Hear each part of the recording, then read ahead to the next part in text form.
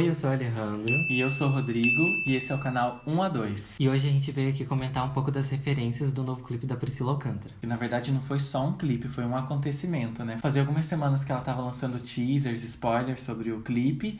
A gente sabia que era da música Empatia. E pelos teasers a gente sabia que ia ser algo muito impactante, porque a Pri sempre quer surpreender a gente com algo novo. Sim, e o clipe é cheio de referências, tanto bíblicas quanto artísticas. Então a gente decidiu trazer aqui algumas das referências e explicar o significado delas.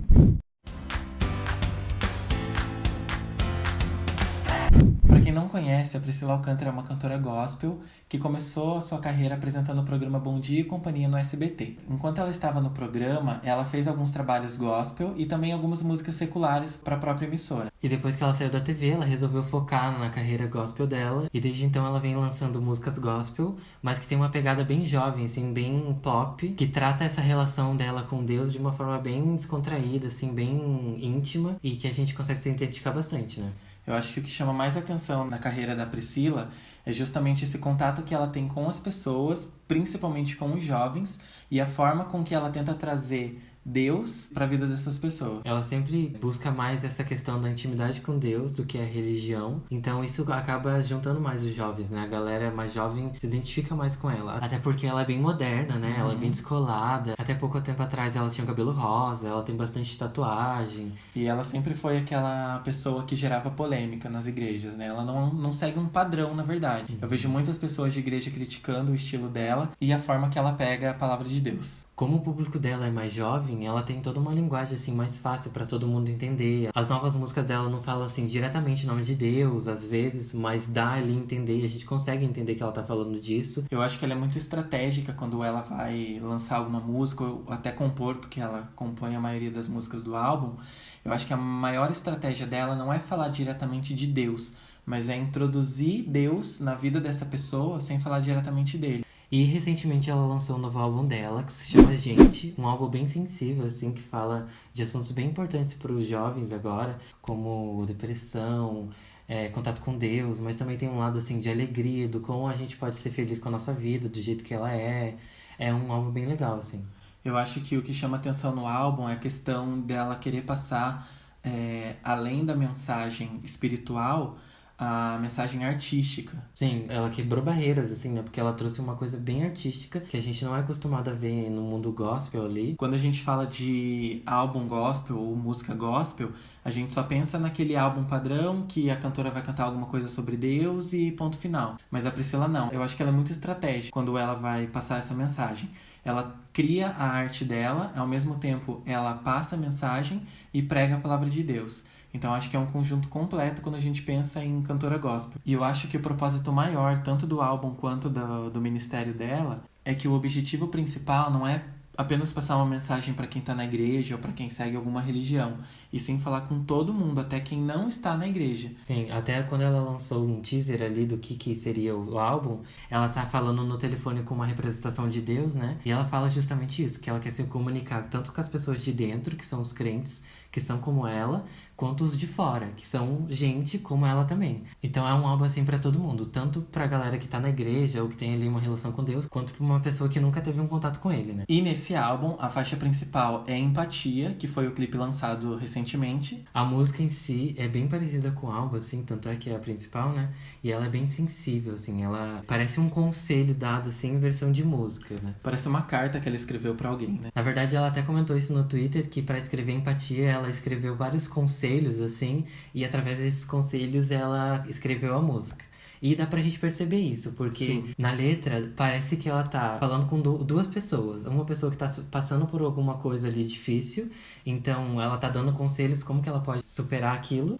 E segundo, uma pessoa que não está passando por aquilo, mas que conhece aquela outra primeira pessoa, para ela ajudar ela ser empática com aquela pessoa e tentar sentir o que ela tá sentindo para tentar ajudar ela. E o clipe se aprofunda mais nesses temas. Então a gente percebe ali que ela fala sobre depressão, sobre suicídio, sobre pessoas melancólicas, tristes, todos os problemas que pessoas comuns passam. Sim, e mostra também como Deus pode salvar uma pessoa, né? A gente tem ali a primeira cena de uma menina meio querendo pular do prédio e ali Deus segura ela. E o mais interessante é a questão da representatividade. Porque quando a gente fala de Deus, Jesus Cristo, a gente sempre tem aquele estereótipo do cara branco, de cabelo comprido e olhos azuis. E a Priscila, ela tem essa estratégia de sempre representar Deus como um ser humano, não importa como ele seja. Pode ser uma pessoa negra, pode ser um cara jovem com um coque na cabeça, igual no clipe Liberdade. Então isso aproxima mais a nossa semelhança a Deus. O legal de ter essa representação de Deus de várias formas é que a gente pode ver que a gente não precisa ser Deus para fazer o que ele fez aqui na Terra, né? A gente pode ser empático com alguém, ajudar de uma forma. E é justamente isso que nos aproxima dele, né? Porque, querendo ou não, nós somos semelhantes a ele, né? É isso que ele pregava aqui quando ele estava aqui na Terra. E quando a gente fala que a Priscila tentou se expressar de uma forma bem artística e conceitual, a gente também consegue enxergar as referências bíblicas.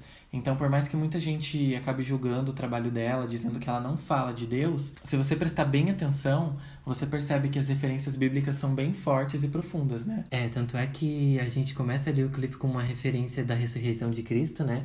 Que ali os apóstolos não estavam acreditando muito nele, e ele volta em carne e osso mesmo com as feridas da crucificação. Mesmo ele tendo o poder de curar as próprias feridas, já que ele era um homem perfeito, ele escolheu voltar com as feridas. Justamente, ele voltou com as feridas para realmente provar que ele não era um fantasma, né? Que ele estava ali de carne e osso, que ele tinha ressuscitado mesmo. Na segunda referência, a gente tem uma imagem de um homem lavando o pé de uma outra pessoa, que na verdade representa aquela cena onde Jesus lava os pés dos seus discípulos. E essa mensagem eu acho maravilhosa, porque ela representa muito a questão da empatia. Na verdade, ali eles ficaram meio abismados por Jesus estar lavando os pés deles, por ele ser o mestre, por ele ser, né, o rei.